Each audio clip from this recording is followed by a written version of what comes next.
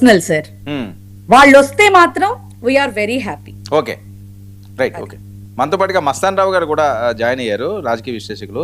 మరొక అంశం అండి, ఏంటి అసెంబ్లీకి వెళ్ళే ఛాన్స్ లేదా ఇంకా? మీరేంటి పుంజశీల్ గారు, అసెంబ్లీకి ఈసారన్నా వెళ్ళే ఛాన్స్ ఉందా? చాలా సమస్యలు ఉన్నాయంటున్నారు, చాలా ప్రాబ్లమ్స్ ఉన్నాయంటున్నారు, రాష్ట్ర వ్యాప్తంగా ఆందోళన చేస్తున్నారు. అసెంబ్లీకి కూడా వెళ్ళి ఆ గళం విప్పితే ఇంకా బాగుంటుంది అని చెప్పి వినిపిస్తున్న టాకు. సో ఆలోచన ఉందా? సార్ ఒక్క మాట అయితే చెప్తున్నాం. నిన్న మీటింగ్ లో కూడా జగన్మోహన్ రెడ్డి గారు మళ్ళీ చెప్పడం జరిగింది, శాసనమండలి ఇప్పుడు నేను ఒక్క మాట నేను చెప్తా ఉన్నాను సార్, 11 మంది వెళ్ళడం లేదు అని మాట్లాడుతా ఉన్నారు. శాసన మండలిలో మాకు మెజారిటీ ఉంది.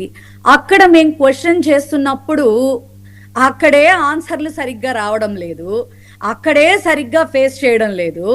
మళ్ళీ ఈ 11 మంది అసెంబ్లీకి వెళ్ళట్లేదు అని ఒక సాకు చూపించడం తప్ప అసెంబ్లీలో మా ఎమ్మెల్సీలు అడిగే సమాధానాలకే కరెక్ట్ అయినటువంటి జవాబులు ఎక్కడొస్తున్నాయి సార్ చెప్పండి? జగన్మోహన్ రెడ్డి గారు 15 రోజులకు ఒకసారి, ఇప్పుడు మీరే అన్నారు ఇందాక వివరించేటటువంటి విధానంలో, ప్రజల్లోకి వస్తున్నారు, అలాగే 15 రోజులకు ఒకసారి ప్రెస్ మీట్ పెట్టి మరి ప్రతిపక్షాన్ని మరి నిలదీయడం జరుగుతా ఉంది అని చెప్పని కూడా మీరు చెప్పడం జరిగింది.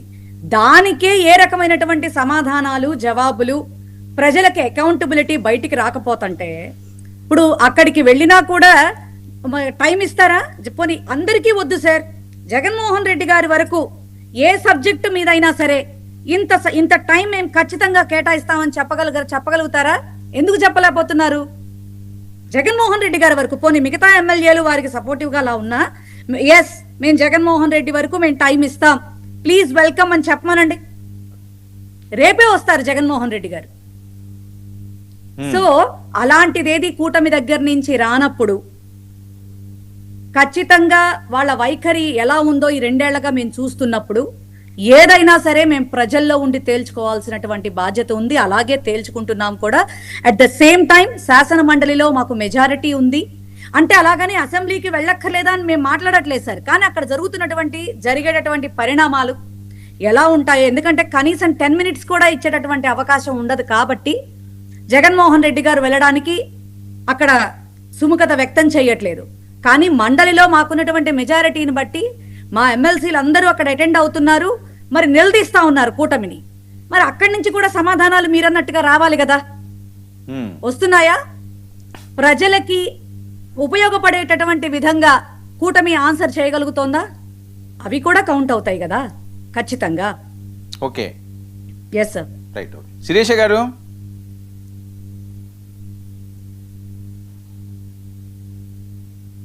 వినిపిస్తుందండి? ఓకే అండి. ఓకే, శిరీష గారు మీరు వినే ఉంటారు ఈ వార్త, నిన్నటి నుంచి కూడా బాగా హల్చల్ చేస్తున్నారు సోషల్ మీడియాలో, మీరు యాక్టివ్గానే ఉంటారు కాబట్టి. జగన్మోహన్ రెడ్డి గారు వారసులు పొలిటికల్ ఎంట్రీ, వారసురాలు, ఆయనకు వారసులు లేరు కాబట్టి వారసులన్నా వారసురాలన్నా వాళ్ళిద్దరు పిల్లలే కాబట్టి ఆ బెడ్లో వాళ్ళు వస్తున్నారు. అంటే 3వ తరం ఎంట్రీ అవుతున్నారు. అది ఏంటి, కడపలో ఎప్పుడైతే మొన్న ఎలక్షన్లో వాళ్ళకి అనుకున్నంతగా రాలేదో, గతంలో ఎప్పుడూ చూడనటువంటి ఓటమిని చూసారో, ఇంకా అది మళ్ళీ రిపీట్ కాకూడదు అంటే ఒక స్ట్రాంగ్ ఉండాలి.